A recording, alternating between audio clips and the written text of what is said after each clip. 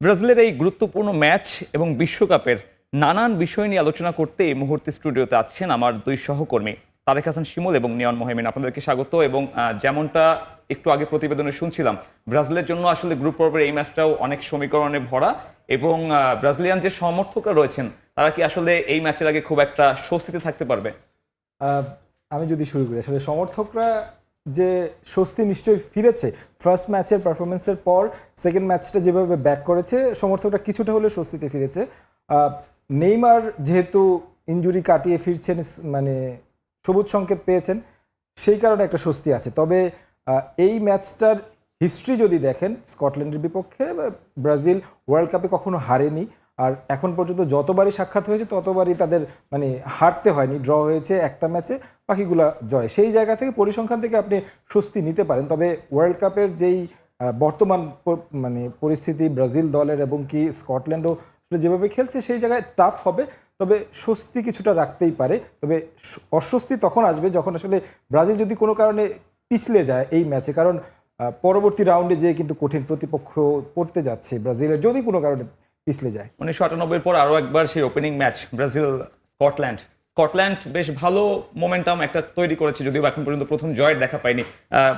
নেইমারকে নিয়ে অনেক আলোচনা হচ্ছে। নেইমার কি আসলে কি এই ম্যাচে আমরা পাওয়া যাবে কিনা? সম্ভাব্য একাদশটা কি বলছে? সম্ভাব্য একাদশটা চালালে আসলে আরো ক্লিয়ারলি বলতে পারবো। হ্যাঁ, নেইমার খেলবেন, এটা একেবারে অবধারিত। আমরা ফরমেশনটা দেখি, ফরমেশনটা যদি ছাড়া হয় আমাদের এখানে আমাদের স্ক্রিনে,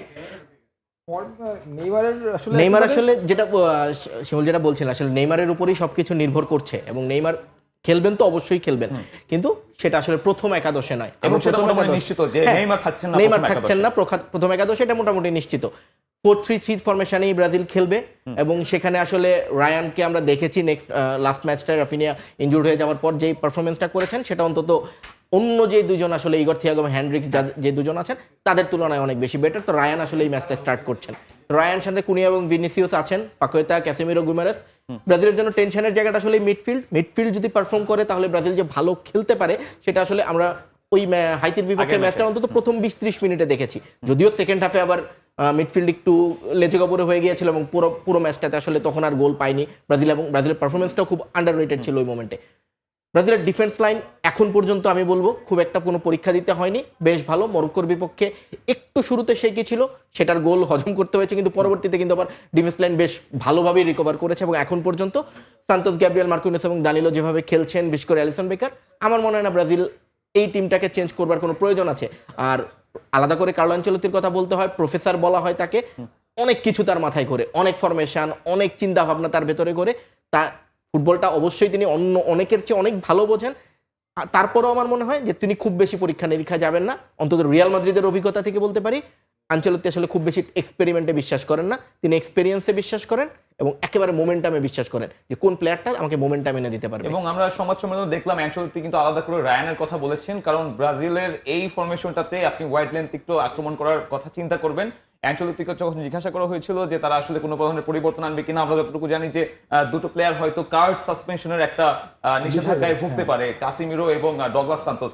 শিমুল, এটাও কি আসলে একটা বার্ডেন হবে কিনা? যদিও বা আনচেলত্তি মনে করেন যে এই ম্যাচে আসলে কার্ডের চিন্তা মাথায় আনার সুযোগ নেই, তবে রাউন্ড অফ 32 আগে একটা কার্ড কি ব্রাজিলকে ভোগাতে পারে? অবশ্যই ভোগাতে পারে, কারণ এই ফিফার যে নতুন নিয়ম করেছে, গ্রুপ পর্বে আসলে যে কোনো দুটি ম্যাচে যদি হলুদ কার্ড পায়, পরবর্তী আসলে নকআউট পর্বের ম্যাচ খেলতে পারবে না। সেই জায়গা থেকে এটা একটা চিন্তার কারণ। তো অবশ্যই মানে ক্যাসিমেরো গুরুত্বপূর্ণ ফুটবলার এই স্কোয়াড যদি আপনি দেখেন। তাছাড়া আরো একজন ডগলাস সান্তোসও আসলে হলুদ কার্ড দুটো ম্যাচে। এই দুইজনের উপর কিন্তু মানে বেশ বেশি মানে একটা ভরসা থাকবে দলের। সেই জায়গা থেকে কিছুটা হলেও একটু মানে সেফ সাইডে খেলার একটা চিন্তা করবে, হয়তো বা ফুল টাইম হয়তো আমরা তাদেরকে নাও দেখতে পারি যদি কোনো কারণে কার্ডের। সেটার জন্য আসলে প্লেয়ার প্রায় রেডি আছে, কারণ আমরা জানি যে সান্তোসের জায়গায় এখানে ফ্যাবিনোর ব্যাপারটা রয়েছে, ক্যাসেমেরো আলেক্সান্দ্রো এবং ফ্যাবিনো দুজনই আসলে রেডি আছেন, দুজনই ম্যাচ খেলেছেন, প্রস্তুতি ম্যাচগুলো খেলেছেন, এই জায়গাগুলোতে আসলে বাজিয়ে দেখেছেন তাদেরকে কার্লো।